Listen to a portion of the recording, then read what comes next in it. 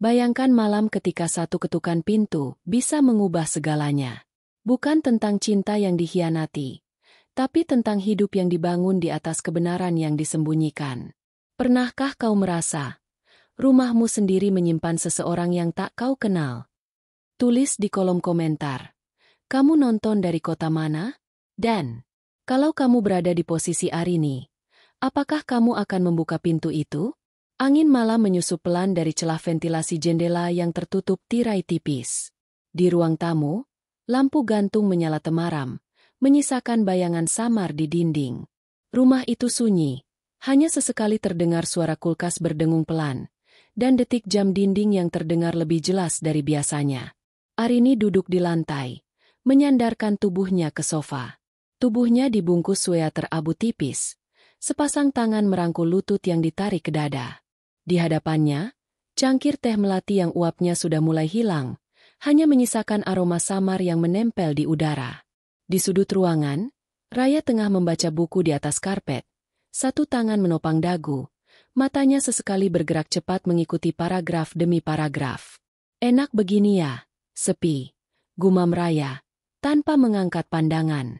Arini tidak langsung menjawab. Dia menatap jendela yang terhalang tirai, menahan diri untuk tidak menyingkapnya. Ada keheningan yang terasa seperti lapisan tipis plastik, tampak damai di luar, tapi menyekap dari dalam.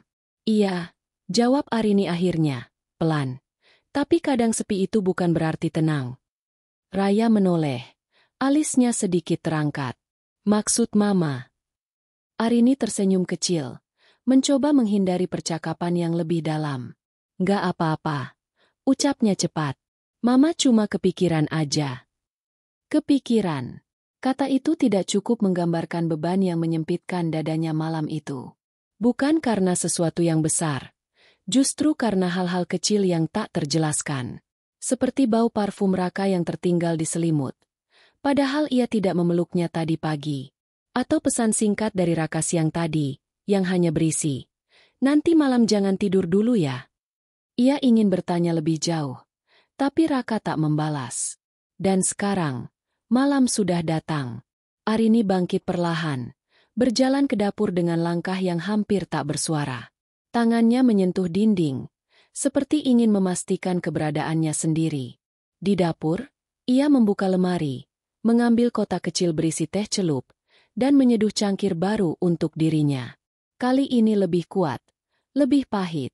Ia menatap keluar jendela dapur. Gelap. Jalanan di depan rumah sepi. Daun pohon jambu yang tumbuh di depan pagar bergoyang perlahan, seolah mengangguk dalam irama diam. Kembali ke ruang tamu, Arini berdiri sejenak, memperhatikan putrinya. Ada rasa syukur yang pelan, bahwa Raya tumbuh baik, tumbuh utuh, tumbuh tanpa luka besar. Tapi juga ada kegelisahan. Insting seorang ibu, mungkin, atau hati seorang istri, yang semakin sering merasa Raka menyembunyikan sesuatu. "Ma." Panggil Raya, lembut. "Iya." "Papa bilang pulang malam, kan?" Arini ragu. "Iya." Katanya begitu. Raya mengangguk kecil, lalu kembali pada bukunya. Tapi pertanyaan itu menetap di kepala Arini. Katanya begitu. Itu kalimat yang terlalu sering ia ucapkan akhir-akhir ini. Ia kembali duduk, menatap teh yang kini baru saja diseduh. Uapnya menari pelan, membentuk bayangan aneh di cahaya redup lampu. Ia mengingat malam-malam lain. Malam di awal pernikahannya. Malam ketika Raka pernah membacakan puisi dari buku tua yang ditemukan di toko loak. Malam ketika mereka pernah berjanji, tak akan pernah menyimpan rahasia. Tapi entah sejak kapan, semuanya berubah. Arini menarik napas dalam, lalu menghembuskannya perlahan.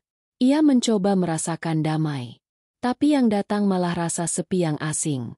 Bukan sepi karena sunyi, tapi sepi karena ada jarak.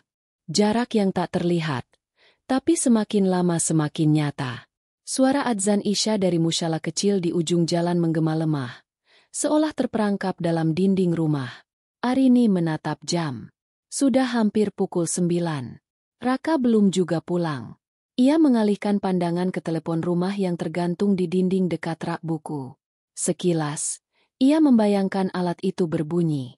Membayangkan deringnya memecah keheningan. Tapi yang datang hanya suara kipas angin yang berputar pelan. Ia menoleh ke arah pintu depan. Tertutup. Terkunci. Tapi tetap saja terasa seperti sesuatu sedang menunggu di baliknya. Perasaan aneh itu datang begitu saja, tanpa alasan, tapi tak bisa ia abaikan. Seperti ada sesuatu yang belum selesai. Sesuatu yang tidak pada tempatnya. Raya, katanya lirih. Kamu ngantuk nggak? Belum. Tapi kalau Mama mau istirahat duluan, nggak apa-apa kok. Arini menggeleng pelan. Temani Mama sebentar aja, ya. Raya menutup bukunya. Duduk lebih dekat ke ibunya. Mereka diam, hanya duduk berdampingan. Dan dalam diam itu, keintiman hadir. Tapi juga pertanyaan-pertanyaan yang tak diucap. Dalam ruang tamu yang temaram, di tengah malam yang terlalu tenang, Arini merasakan sesuatu bergeser di dalam dirinya. Bukan ketakutan, tapi semacam kesiapan. Seolah hatinya tahu bahwa malam ini bukan malam biasa. Bahwa keheningan ini hanyalah awal dari sesuatu yang lebih dalam. Lebih kelam. Dan saat dering telepon akhirnya benar-benar terdengar, memecah sunyi seperti retakan kecil di kaca yang bening, Arini menoleh cepat. Tangannya refleks menggenggam jemari Raya. Kepalanya kosong, tapi jantungnya berdetak. Sangat kencang. Dering itu terdengar nyaring, tapi seperti datang dari jauh. Arini terpaku. Suaranya seperti berasal dari tempat lain, bukan hanya karena alatnya tergantung di sudut ruangan, tapi karena dering itu memotong malam dengan cara yang tidak wajar. Raya menoleh cepat. Itu Papa. Arini tak langsung menjawab. Ia berdiri perlahan, langkahnya berat. Tubuhnya seperti menolak bergerak lebih cepat dari detak jantungnya yang kini menghantam tulang rusuk. Setiap nada dering seperti memaksa pikirannya menebak. Apakah ini kabar buruk? Atau hanya kabar? Tangan Arini menyentuh gagang telepon. Dingin. Halo? Suaranya terdengar hampir berbisik. Di ujung sana, hening. Tapi bukan hening kosong. Ada suara. Napas. Pelan. Seperti seseorang sedang menahan sesuatu. Emosi atau rasa sakit. Arini tak bisa memastikan. Raka? Tanyanya. Perlahan. Lalu suara itu menjawab. Iya. Suaranya berat, lebih berat dari biasanya. Tapi bukan karena lelah. Ada getar yang halus, samar, seperti suara seseorang yang berdiri di tepi jurang dan berusaha terlihat tenang. Arin, dengar baik-baik ya. Aku nggak bisa jelasin panjang. Tapi tolong dengar aku. Arini menggenggam gagang lebih erat. Ada apa? Kamu di mana? Aku di luar. Tapi bukan itu yang penting sekarang. Dengarkan aku dulu. Kalau nanti malam, ada yang datang. Siapapun. Jangan buka pintu. Jangan ucapkan sepatah kata pun. Matikan semua lampu. Dan, tetap diam. Arini mengerutkan alis. Raka, kamu bicara apa sih? Aku serius. Rin, aku tahu ini aneh. Tapi tolong, jangan tanya apapun sekarang. Pokoknya jangan buka pintu. Apapun yang kamu dengar nanti. Apapun yang kamu lihat. Jangan buka. Nada suaranya tidak tinggi. Tapi tegas. Tegas seperti seseorang yang menyembunyikan ketakutan di balik kendali yang dibuat-buat. Raya mendekat. Ma. Papa kenapa? Arini mengangkat tangan. Memberi isyarat agar Raya diam dulu. Tapi pikirannya sudah mulai panik. Ia tak pernah mendengar Raka bicara seperti ini. Bahkan saat ayah Raka meninggal beberapa tahun lalu, suaranya tidak segetar ini. Kenapa? Kak? Siapa yang datang? Ada apa? Aku nggak bisa jelasin sekarang. Aku butuh kamu percaya aja. Ini penting. Demi kamu. Demi Raya. Arini merasa ada sesuatu yang menyusup ke tengkuknya. Rasa dingin. Bukan karena angin. Tapi karena firasat. Firasat bahwa malam ini, yang awalnya begitu tenang, telah bergeser ke wilayah yang tak dikenal. Kak, ini tentang siapa? Kamu dalam bahaya. Hening. Suara napas Raka terdengar makin berat. Aku udah terlalu banyak ngomong. Mereka bisa. Mereka? Siapa mereka? Rinjen. Jangan tanya. Tolong. Percaya aku. Matikan lampu. Jangan buka pintu. Apapun yang terjadi. Arini tak sadar tubuhnya mundur satu langkah. Dinding di belakangnya terasa seperti menyerap seluruh tenaganya. Ia ingin bertanya lebih banyak, tapi juga tahu bahwa tidak akan mendapat jawaban. Kamu di mana sekarang? Aku di tempat aman. Untuk sementara. Tapi kamu harus janji. Ini satu-satunya cara. Aku tahu ini berat. Tapi kamu harus dengar aku. Kata-kata Raka seperti berputar dalam ruang hampa. Satu-satunya cara. Tapi cara dari apa? Apa yang sebenarnya sedang ia lindungi? Arini tak menjawab. Ia hanya menutup mata. Dalam diamnya, ia ingin percaya. Tapi nalurinya, sebagai istri, sebagai perempuan, mulai memberontak. Ka, kamu sembunyikan sesuatu ya? Raka terdiam. Lama. Ka, Rin, kamu percaya aku, kan? Pertanyaan itu menampar batin Arini dengan pelan tapi menghujam. Ia ingin menjawab, ya, tapi lidahnya berat. Karena kepercayaan tidak dibangun dalam satu malam, dan tidak dihancurkan oleh satu pertanyaan. Tapi retakan kecil sudah terasa sejak lama. Dan malam ini, semuanya jadi tak bisa diabaikan. Matikan lampunya sekarang. Tolong. Dan jangan berdiri dekat jendela. Suara Raka mulai terdengar lebih mendesak. Nada yang dulu hanya ia gunakan saat membela Arini dari orang tuanya, kini terdengar seperti nada pengendali. Kamu belum jawab pertanyaanku. Ada apa sebenarnya? Tapi Raka tidak menjawab. Ia hanya berkata satu kalimat terakhir, dengan suara nyaris seperti bisikan. Jangan percaya siapapun malam ini. Termasuk suara yang kamu pikir kamu kenal. Klik. Telepon terputus. Arini mematung. Suasana rumah kembali sunyi. Tapi sunyi yang berbeda. Sunyi yang memeluk seperti kabut tebal. Tidak menyakitkan, tapi menyulitkan bernapas. Raya mendekat. Memegang lengan ibunya. Kenapa? Papa kenapa ngomong kayak gitu? Arini menatap putrinya. Matanya menyiratkan sesuatu yang tak ingin ia tunjukkan, kekacauan. Tapi ia tahu, malam ini, ia harus jadi pilar. Ia tak boleh runtuh. Matikan lampu. Sekarang. Raya bingung, tapi menurut. Klik. Satu persatu lampu padam. Rumah berubah menjadi bayangan.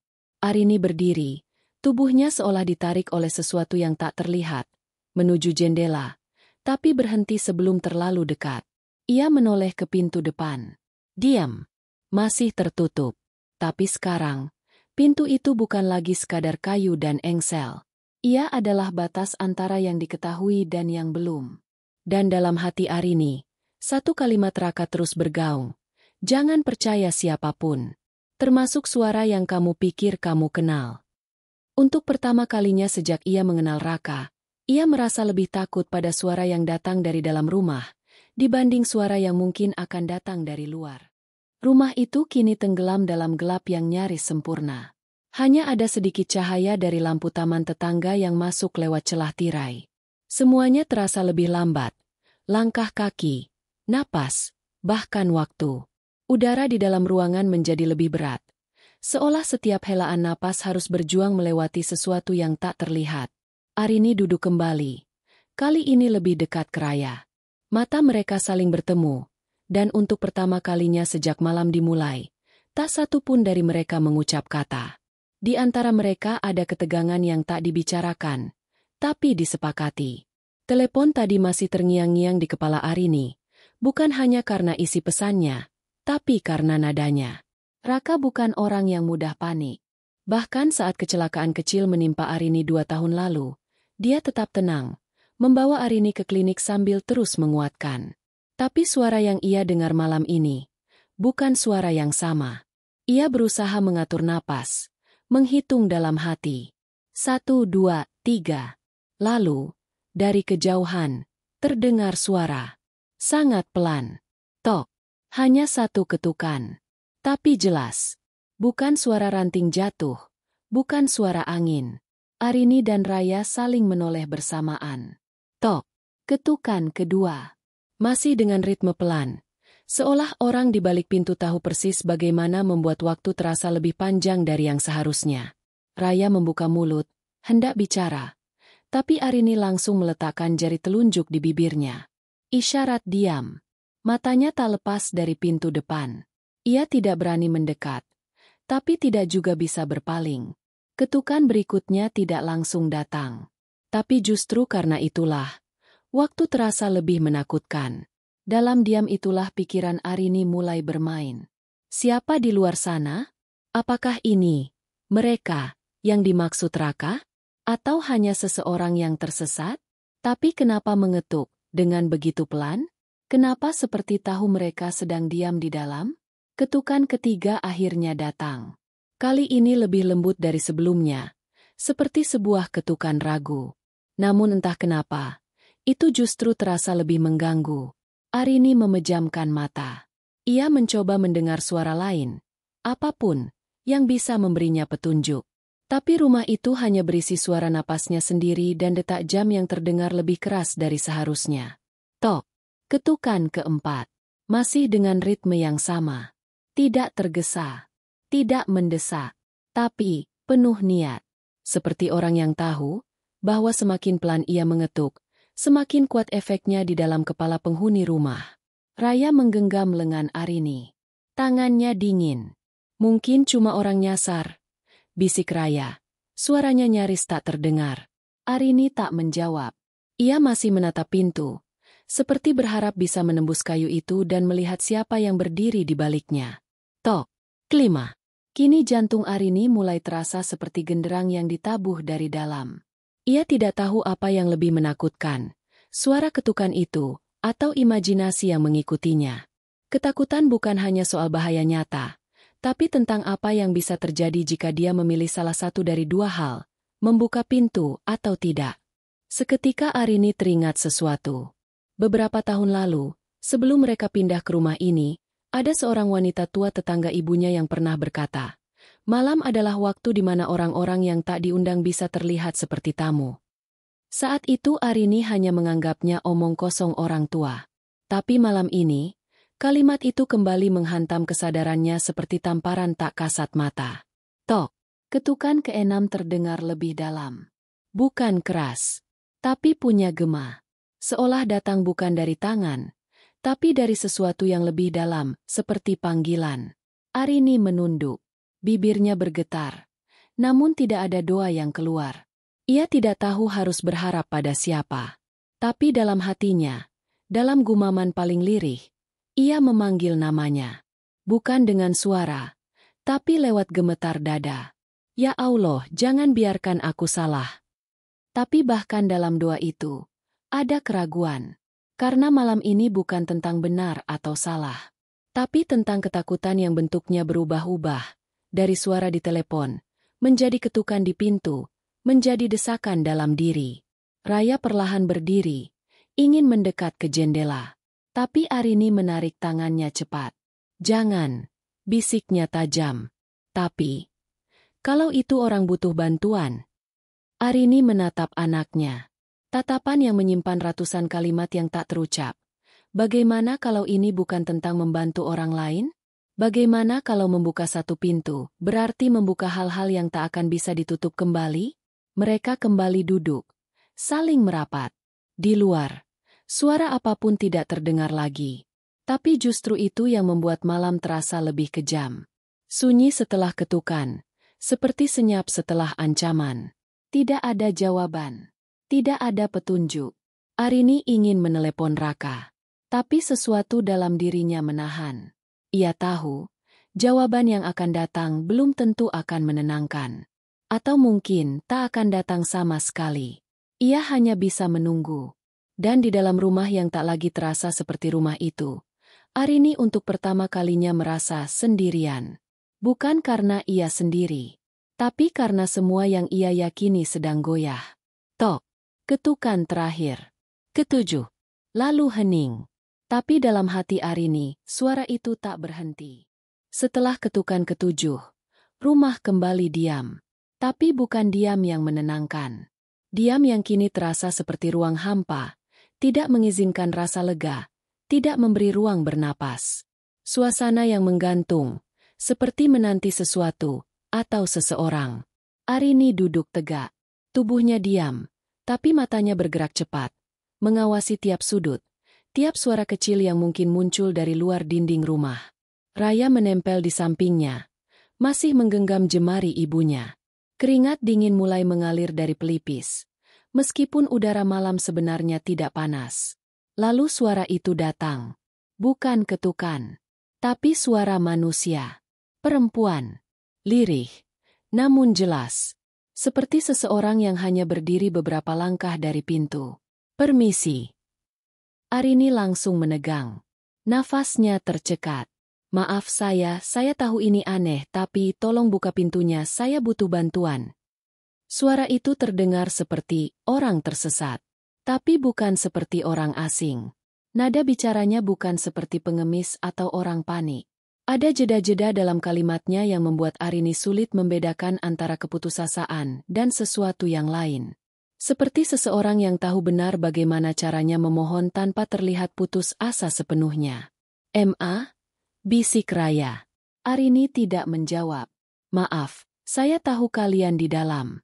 Saya tidak akan lama. Saya hanya butuh bicara sebentar. Tolong." Kalimat itu menusuk. Bukan karena permohonannya, tapi karena keyakinan yang tersirat. "Saya tahu kalian di dalam." Seketika Arini merasa dinding rumah tak lagi melindunginya. Seperti suara itu punya mata, bisa menembus tirai, bisa melihat gelisah yang mereka sembunyikan di balik kegelapan. Dan tiba-tiba telepon berdering. Kali ini ponsel Arini. Ia hampir menjatuhkannya saat meraihnya dari meja. Layar menyala. Nama Raka muncul. "Ya?" Suaranya nyaris putus. "Dia datangnya." Tanpa basa-basi, tanpa salam, suara Raka terdengar lebih dalam, lebih cepat.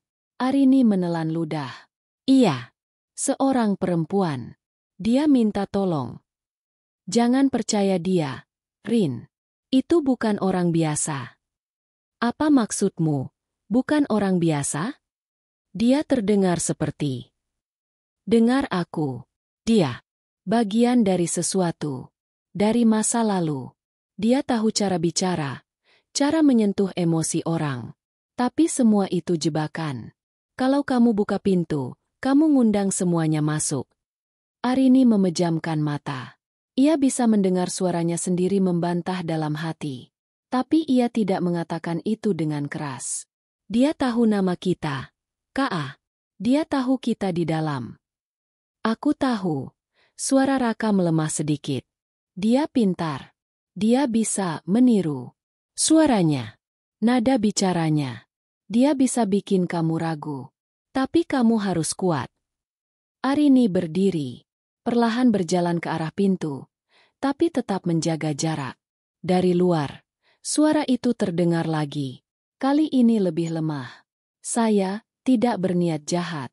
Saya tahu. Saya tidak punya hak datang malam-malam begini. Tapi saya tidak punya pilihan. Tolong." Arini buka pintunya. Raya terkejut. Dia bilang nama Mama. Arini gemetar. "Kamu dengar juga?" Raya mengangguk pelan. "Dia tahu nama Mama." Ponsel masih menempel di telinga Arini. "Kamu dengar itu?" Suaranya nyaris pecah. "Dengar," jawab Raka. "Dan itu sebabnya kamu harus lebih hati-hati. Dia tahu banyak, tapi dia bisa manipulasi. Dia akan bilang hal-hal yang terdengar masuk akal. Tapi tujuannya satu, buka pintu. Dan kalau itu terjadi, kita nggak bisa balik lagi." Arini merasa mual. Kata-kata itu seperti belati yang pelan-pelan masuk ke pikirannya, membuat segala sesuatu jadi tidak pasti. Apakah ia sedang dilindungi? Atau dikendalikan? Kenapa kamu nggak bilang dari dulu? Siapa dia sebenarnya? Sekarang bukan waktunya bahas itu. Yang penting kamu selamat. Selamat dari apa, Raka? Hening. Di seberang sana, hanya ada napas. Berat, dalam, dan kemudian. Dari kebenaran yang bisa mengubah segalanya. Kalimat itu jatuh di dada Arini seperti batu. Ia menggenggam ponsel lebih erat, ingin membantingnya, tapi juga ingin terus mendengar. Di luar, suara perempuan itu terdengar lagi. Kini lebih tenang. Tidak ada isak, tidak ada ketergesaan. Hidupmu tidak akan hancur, Arini. Justru kalau kamu tahu, kamu bisa bebas. Kamu bisa memilih. Kamu berhak tahu semuanya. Arini mulai menangis. Tanpa suara. Hanya air mata yang jatuh. Satu-satu. Seperti tetesan waktu yang tidak bisa dihentikan. Raka berkata, "Rin, kamu tahu aku. Kamu tahu aku selalu jaga kamu. Jangan biarkan seseorang datang dan menghancurkan itu. Kita udah bangun semuanya susah payah." Tapi kata, "kita," malam itu terdengar rapuh. Arini duduk kembali. Seluruh tubuhnya lemas. Seolah ia baru saja berlari jauh tanpa bergerak. Suara Raya lembut. "Aku percaya sama Mama." Arini menatap putrinya. Dalam tatapan itu, ada permintaan. "Beri aku waktu. Jangan paksa aku memilih sekarang." Dan waktu tak memberi ruang untuk bernapas. Ketika semua kembali hening, suara napas Arini dan Raya terdengar seperti gemuruh. Dan suara perempuan itu tidak terdengar lagi. Tapi kata-katanya tinggal menancap. "Kamu berhak tahu semuanya." Malam terus berputar di luar jendela, tapi di dalam rumah, waktu seolah berhenti. Setelah suara perempuan itu lenyap, suasana jadi lebih mencekam, bukan karena suara yang terdengar, tapi karena tidak ada apa-apa lagi. Keheningan semacam itu menyisakan ruang kosong di kepala, tempat pikiran buruk bisa berkembang tanpa batas. Arini masih duduk. Ponsel dalam genggamannya kini sunyi. Raka belum menelepon lagi. Tapi ia tahu, kalaupun telepon itu berbunyi sekarang, jawabannya tak akan cukup.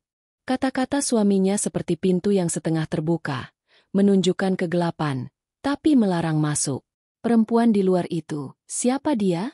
Mengapa suaranya begitu tenang? Dan kenapa ia tahu nama Arini? Pertanyaan-pertanyaan itu berkumpul seperti kabut di benaknya. Dingin, samar, dan tak bisa ditiup pergi. Tiba-tiba, lampu di ruang tengah berkedip. Satu kali. Lalu mati sepenuhnya. Raya tersentak. Listriknya. Arini berdiri cepat. "Tunggu sini." Dia melangkah pelan, melewati lorong menuju dapur tempat panel listrik berada. Tapi belum sampai 5 langkah, lampu-lampu di langit-langit menyala lagi, kali ini dengan intensitas yang aneh, terlalu terang, lalu redup kembali. Berkedip cepat seperti napas yang tersengal. Cetak, cetuk, cetak. Suara relay listrik terdengar dari plafon.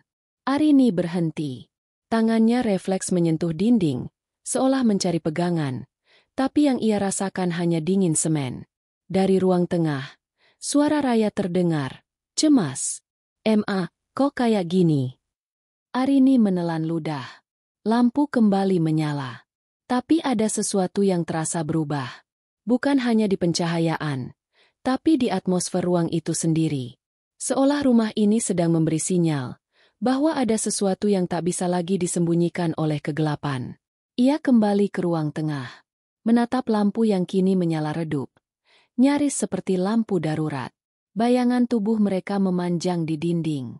Semua benda di sekitar terlihat seperti bergerak sedikit, bukan karena benar-benar bergerak, tapi karena mata yang tegang bisa mempermainkan bentuk. Arini menatap sekeliling. Lalu pandangannya jatuh pada cermin tua yang tergantung di dinding antara 2 rak buku. Cermin itu, selama ini tak pernah mengganggu. Tapi malam ini, ia menatap bayangannya sendiri di sana, dan merasakan sesuatu yang aneh. Bayangannya tampak berbeda. Bukan bentuk wajahnya, tapi cara ia menatap dirinya sendiri. Tatapan yang lelah. Tatapan yang menyimpan rahasia. Dan bertanya-tanya apakah dirinya sendiri adalah bagian dari rahasia itu. Ia mendekat. Menyentuh permukaan cermin. Dingin. Jemarinya seperti menyentuh kulit seseorang yang sudah lama tidak hidup. Di belakang, Suara Raya lagi. "Ma, kita nggak bisa terus kayak gini. Kita harus tahu siapa perempuan itu." Arini tidak menjawab. Ia menunduk. Dan dari sudut pandang itu, ia melihat sesuatu di lantai, menyembul sedikit di bawah sofa. Kertas. Ia jongkok, menariknya perlahan. Bukan surat resmi. Tulisan tangan. Dengan tinta yang mulai pudar. Tapi ia kenal tulisan itu. Tulisan Raka. Untuk S. S. Bukan A. Bukan inisial namanya. Tangannya bergetar saat membuka lipatan kertas itu. Hanya satu kalimat. Ditulis dengan goresan cepat tapi penuh tekanan. "Aku tidak bisa menepati janji itu. Aku memilih hidup yang baru. Maafkan aku." Dadanya seperti diremas dari dalam. Bukan hanya karena isi surat itu, tapi karena ia tidak tahu surat ini ada di rumah ini. Apakah Raka pernah menyembunyikannya? Apakah ia lupa membuangnya? Atau, apakah perempuan di luar itu sengaja membuatnya sampai ke sini? "Ma, itu apa?" Arini melipat surat itu cepat, menyelipkannya ke saku celana. "Bukan apa-apa," jawabnya pelan, terlalu pelan. Tapi hatinya sudah berubah. Sedikit. Ia mulai, tidak yakin pada cerita Raka. Perempuan di luar itu, suara yang tenang itu, mungkin memang punya alasan. Bukan sekadar ancaman. Bukan hanya gangguan. Tapi sebuah perhitungan yang panjang, yang datang malam ini dengan waktu yang sangat tepat. Arini memejamkan mata. Dalam hatinya ia kembali menyebut namanya. "Ya Allah, kalau malam ini adalah ujian, beri aku kekuatan. Kalau ini jebakan, beri aku petunjuk. Tapi kalau ini kebenaran, tolong jangan biarkan aku menolaknya." Dan di momen itulah, pintu depan bergetar pelan. Bukan didobrak, bukan digedor, tapi disentuh. Seperti seseorang meletakkan telapak tangan di kayunya. Bukan untuk meminta masuk, tapi untuk memberitahu bahwa dia masih di sana. Masih menunggu. Dan Arini kini tidak lagi yakin, apakah dirinya ingin tetap diam, atau mulai bicara. Pintu itu tetap diam setelah bergetar. Tidak ada suara lagi. Tidak ada ketukan. Tidak ada panggilan. Namun, justru itulah yang paling menekan. Hening seperti itu, bukan tanda ancaman yang pergi, tapi kemungkinan bahwa ketakutan kini berubah bentuk. Lebih halus, lebih halusinatif. Arini berdiri di tengah ruangan, memunggungi pintu, menatap kosong ke arah cermin yang masih menggantung, seperti saksi bisu semua kekacauan malam ini. Jemarinya menyentuh saku celana. Surat itu masih di sana.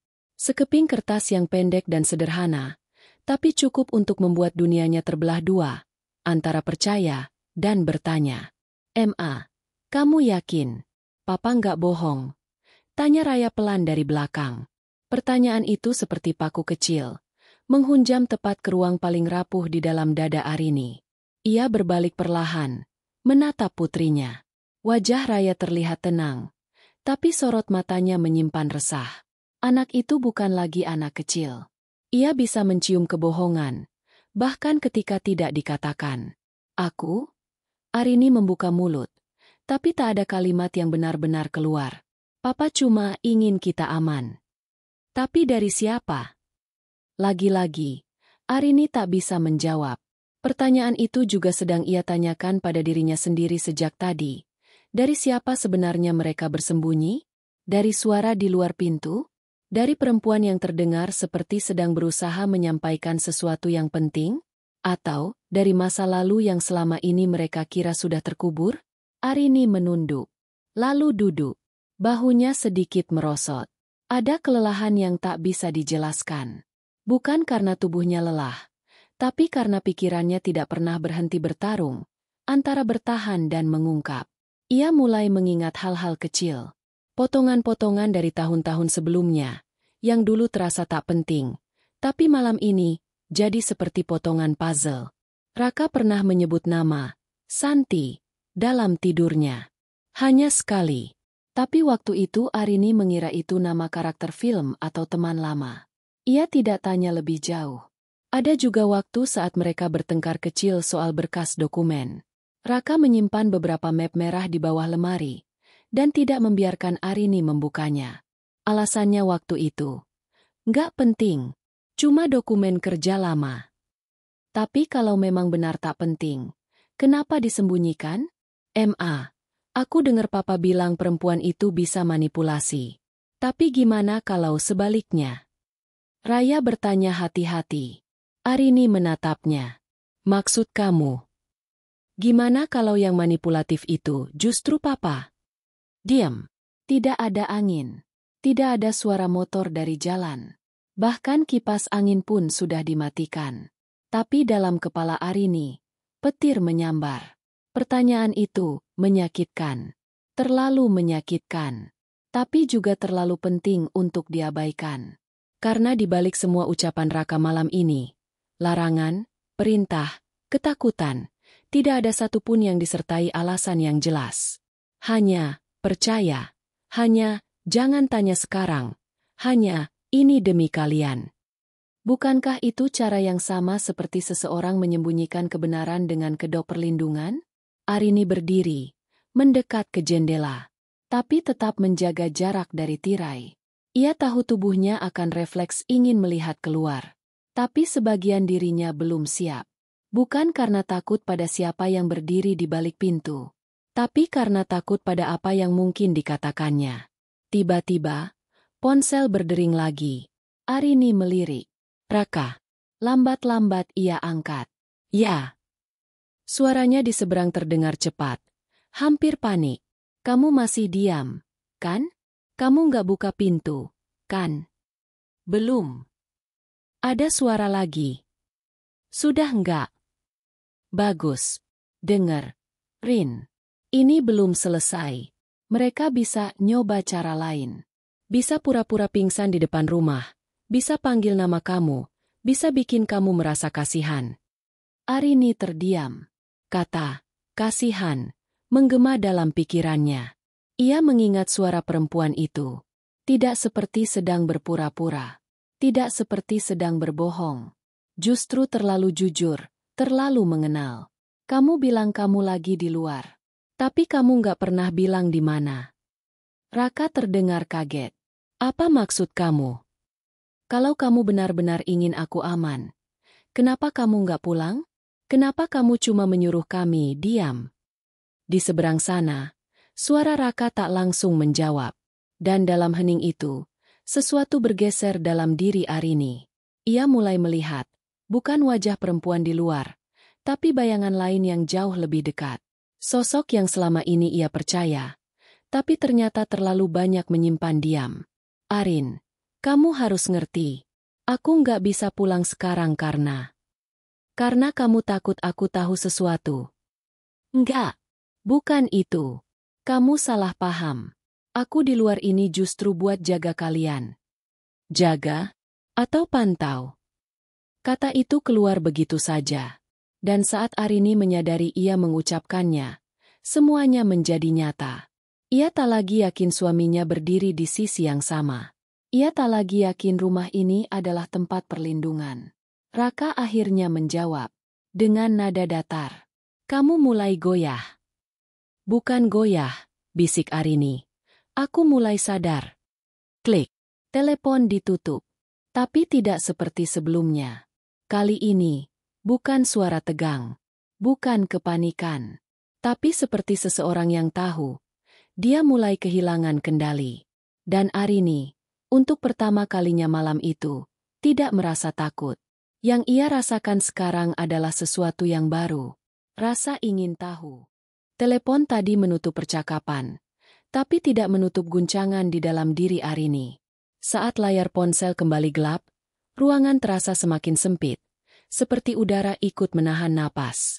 Raka tidak lagi terdengar seperti suami yang sedang melindungi keluarganya. Suaranya lebih mirip seseorang yang mulai kehilangan kendali atas sesuatu, atau seseorang. Arini memejamkan mata sejenak. Ia ingin menenangkan diri, tetapi justru di kegelapan tertutup kelopak matanya. Suara-suara muncul. Bukan suara keras. Bukan suara yang datang dari pintu atau dari luar rumah. Suara itu datang dari dalam dirinya sendiri. Kamu mulai sadar. Ia membuka mata cepat, seolah seseorang membisikkan itu tepat di belakang telinganya. Tapi tidak ada siapapun di ruangan selain Raya yang duduk menunggu jawaban dari ibunya. Walau begitu, Arini kini merasa seperti ada yang mengawasi, bukan dari luar, melainkan dari pikirannya sendiri. "Ma, kamu baik-baik saja?" tanya Raya, pelan. Arini menoleh, memaksakan senyum. "Mama cuma capek." Capek adalah kata yang paling dekat dengan kenyataan. Walau sebenarnya yang ia rasakan bukan sekadar lelah. Ada perasaan lain, seperti pintu besar di dalam dirinya yang selama ini tertutup rapat. Kini mulai mengeluarkan cahaya samar dari celahnya. Bukan cahaya yang menenangkan. Cahaya yang menyilaukan karena memaksa untuk melihat. Ia bangkit dari sofa, berjalan ke arah koridor dengan langkah pelan. Setiap lantai kayu yang ia injak mengeluarkan bunyi berderit kecil. Rumah yang biasanya ia kenal terasa asing. Seolah temboknya menyimpan rahasia yang lebih dulu tahu apa yang akan terjadi dibanding dirinya sendiri. Di samping rak buku, ia melihat lagi bayangannya pada cermin. Ada ketegangan pada garis rahang dan gelisah di matanya. Seperti ia sedang menatap seseorang yang baru ia kenal, tetapi sudah tinggal di tubuhnya selama bertahun-tahun. Cermin tidak pernah berbohong, pikirnya. Tapi orang bisa. Suara Raka di kepala Arini muncul lagi, seolah disetel ulang. "Jangan percaya siapapun malam ini, termasuk suara yang kamu pikir kamu kenal." Kini, kalimat itu justru berbalik mengenai dirinya sendiri. Bagaimana kalau suara yang ia kenal, suara Raka, selama ini menuntunnya ke arah yang salah? Di ruang tamu, Raya mengikuti langkah ibunya. "Ma, kamu dengar sesuatu lagi?" Arini menggeleng, tapi suaranya pecah saat menjawab. "Mama cuma takut salah."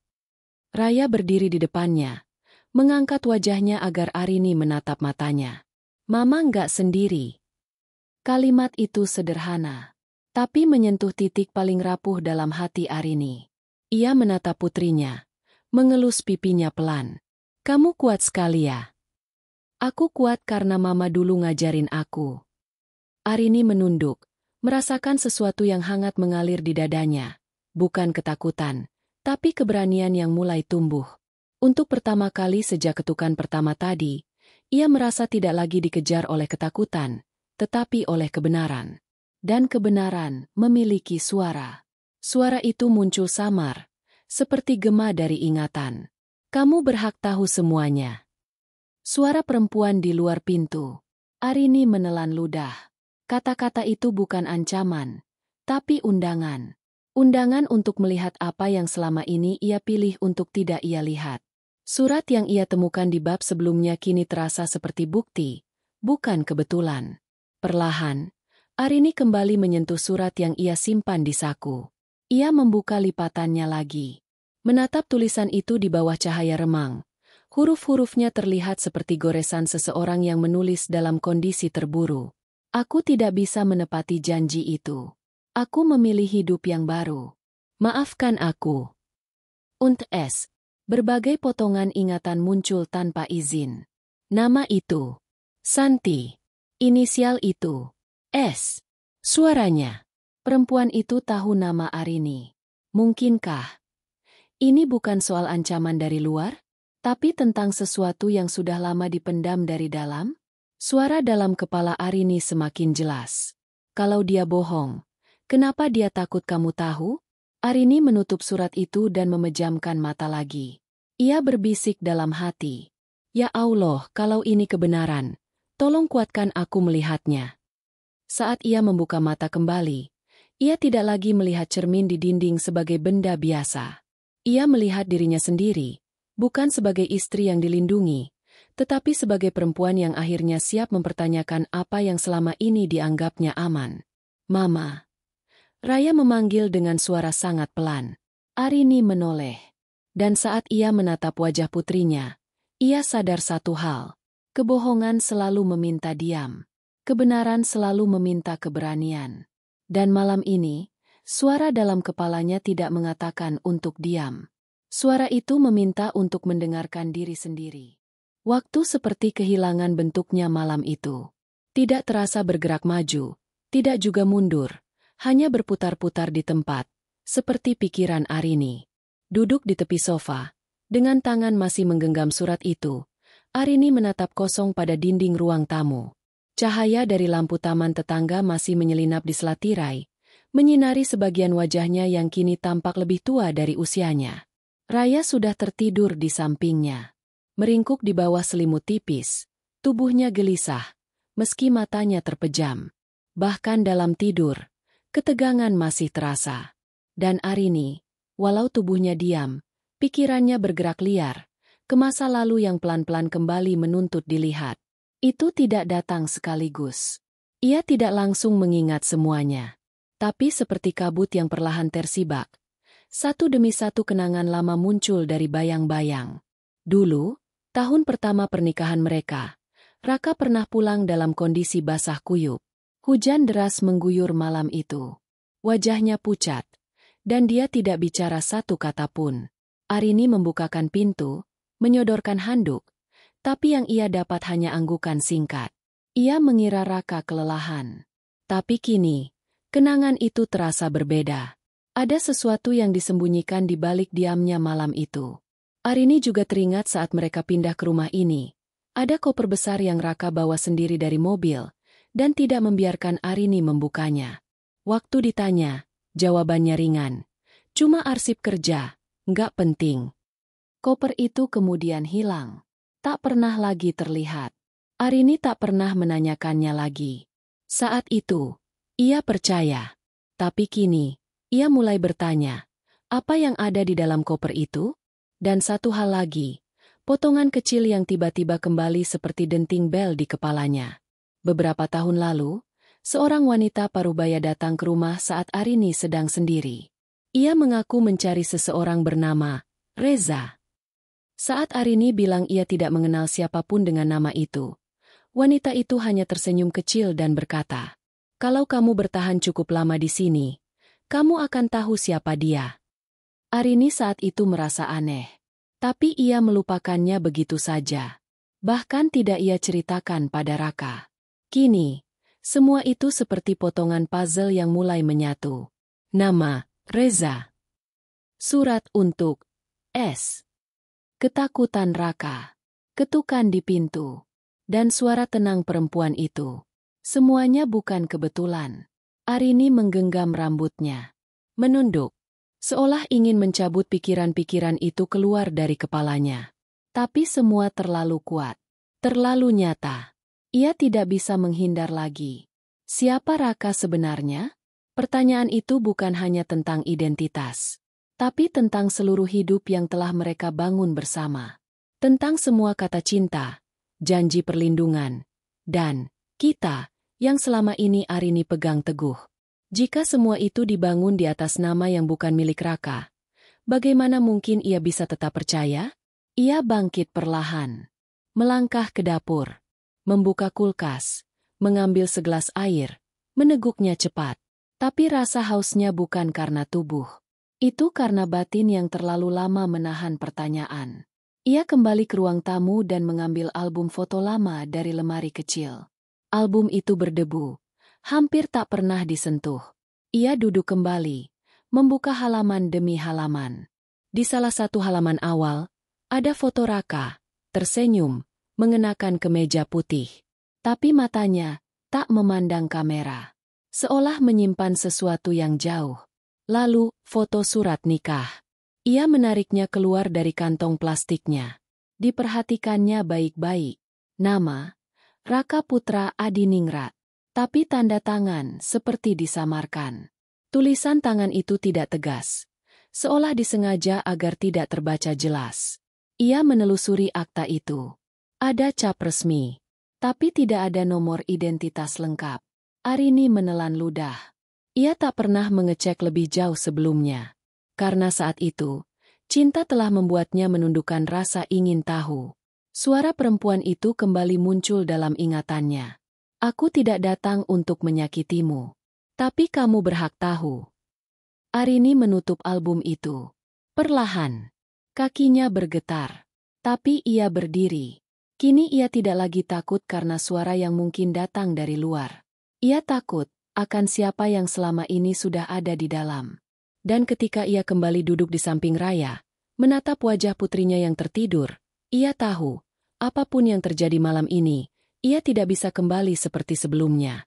Ada luka yang selama ini tidak ia sadari. Dan cahaya malam ini telah membuka jalan menuju luka itu. Arini menoleh ke pintu. Diam. Tapi kini, bukan lagi diam karena takut. Diam karena ada keputusan yang sedang tumbuh. Keputusan untuk tidak lagi hidup dalam bayang-bayang. Malam menua. Tapi Arini tak bisa tertidur. Suara jangkrik di luar jendela terdengar seperti gema yang mengiringi pikirannya yang terus bergolak. Di sampingnya, Raya masih terlelap. Nafasnya pelan, seperti berusaha mengimbangi denyut malam yang tidak lagi ramah.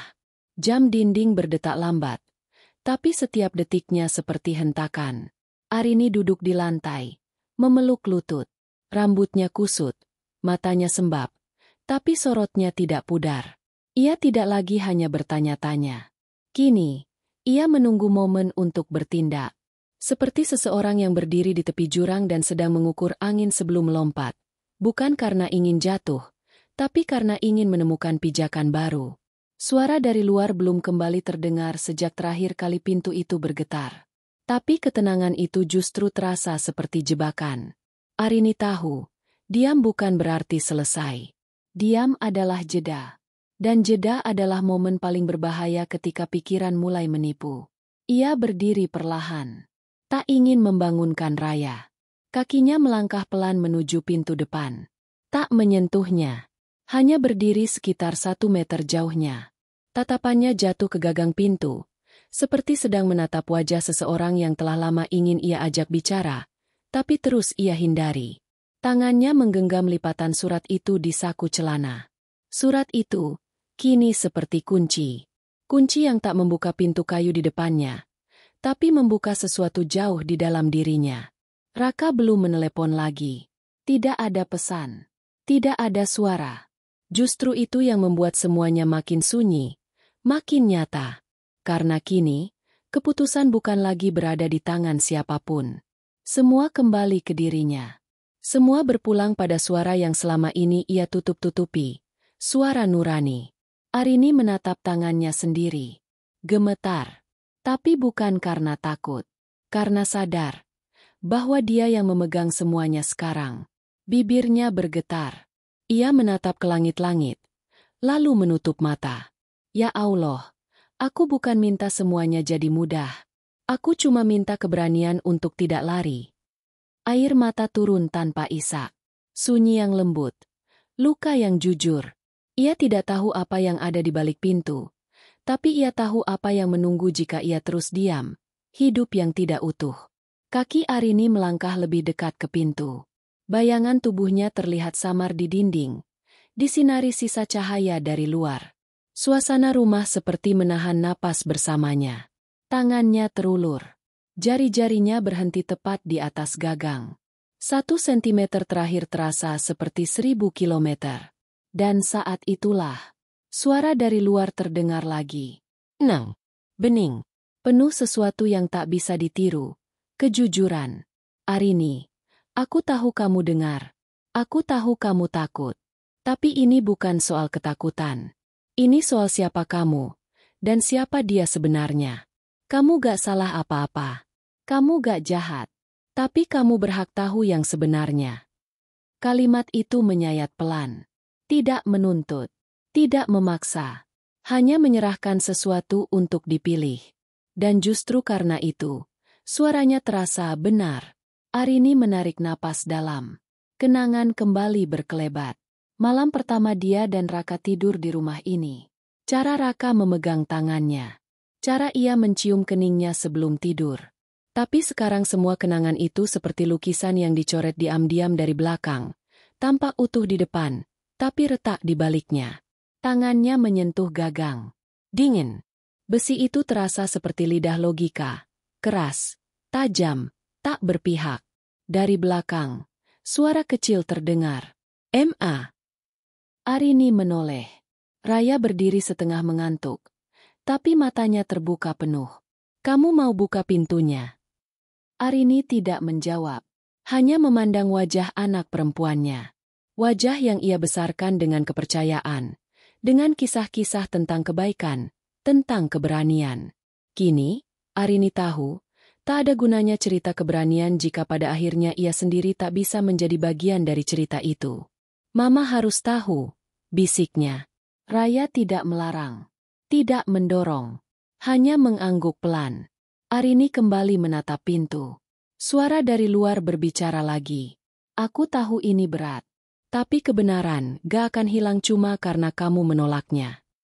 Kalimat itu seperti mengunci sesuatu dalam dirinya. Tidak ada lagi tempat untuk sembunyi. Tangan Arini menggenggam gagang pintu. Kali ini lebih erat. Langit di luar mulai bergeser. Warna gelapnya menipis, memberi ruang bagi bayangan pagi yang belum datang. Tapi rumah itu tetap dalam remang. Dan Arini masih dalam diamnya. Tapi bukan diam karena bingung. Diam karena satu tarikan napas lagi. Akan jadi langkah paling penting dalam hidupnya. Tangannya sudah menggenggam gagang pintu selama hampir 1 menit. Tapi waktu terasa terbekukan. Tak ada suara dari luar. Tak ada gerakan dari dalam. Hanya jantung Arini yang berdetak keras. Seperti sedang membentuk irama sendiri. Bukan karena takut. Tapi karena terlalu sadar bahwa satu gerakan kecil akan memecah segalanya. Ia memejamkan mata. Jemarinya masih menyentuh besi dingin di depan dada. Tarikan napasnya berat, dalam, seperti menarik semua beban hidup selama bertahun-tahun untuk dilepaskan dalam sekali embusan. Bukan embusan biasa, tapi pelepasan. Suara di luar tak terdengar lagi sejak kalimat terakhir. Kebenaran gak akan hilang cuma karena kamu menolaknya. Dan memang tidak. Karena kebenaran itu kini tidak lagi datang dari luar pintu. Ia tumbuh di dalam. Di tubuh Arini. Di jiwanya. Di setiap napas yang sejak tadi ia tahan. Dari balik pintu, dunia terasa berbeda. Bukan karena ada sesuatu yang mengancam di luar, tapi karena sesuatu yang selama ini disembunyikan sudah tidak bisa ditahan lagi.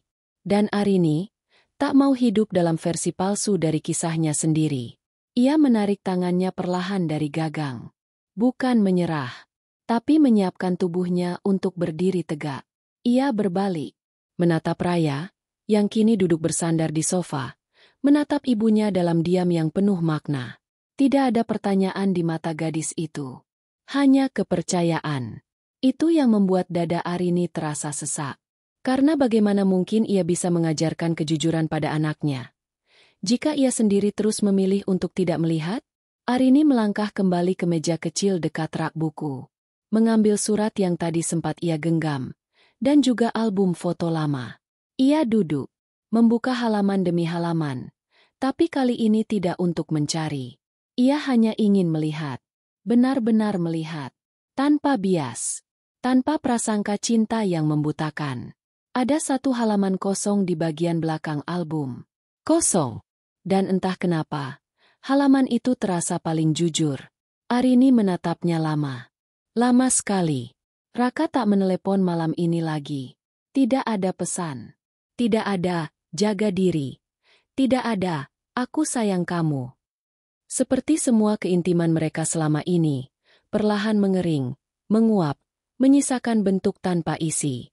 Dan ia sadar, itulah yang membuatnya menggigil. Bukan suara dari luar, tapi kehilangan keintiman dari orang yang tinggal di dalam. Ia bangkit. Berjalan pelan ke arah pintu. Kali ini tidak ragu. Langkahnya ringan. Bukan karena beban hilang. Tapi karena beban itu telah berubah menjadi keputusan. Tangannya kembali menyentuh gagang pintu. Di luar sana, fajar mulai menggeser hitam malam. Cahaya samar menyusup melalui celah gorden, menerpa sebagian wajah Arini. Tapi itu bukan cahaya keselamatan. Bukan juga pertanda ancaman. Hanya cahaya yang mengatakan, sekarang, ini saatnya. Arini menghela napas panjang. Helaan yang terdengar seperti suara perpisahan, bukan kepada orang, tapi kepada versi dirinya yang lama, yang terlalu percaya, terlalu diam, terlalu takut. Air matanya mengalir. Tapi tak ada isak. Hanya perasaan kosong yang penuh. Perasaan yang datang bukan karena lemah, tapi karena akhirnya ia kuat. Tangannya perlahan mulai menekan gagang. Sedikit. Suara napasnya terdengar. Berat, tapi mantap. Wajahnya terlihat jelas kini. Ada keraguan. Ada trauma. Tapi lebih dari itu, ada keputusan. Langkah terakhirnya bukan tentang membuka pintu. Langkah terakhirnya adalah menerima bahwa apapun yang ada di balik pintu itu, ia akan hadapi. Bukan untuk membuktikan pada Raka. Bukan untuk menjawab suara dari luar. Tapi untuk membebaskan dirinya sendiri. Dan saat gagang pintu itu akhirnya berputar sedikit, kamera berhenti. Tidak memperlihatkan siapa di luar. Tidak memperlihatkan apa yang terjadi. Hanya wajah Arini. Dalam close-up, air mata menetes. Tapi bukan sedih. Bukan takut. Melainkan terbangun.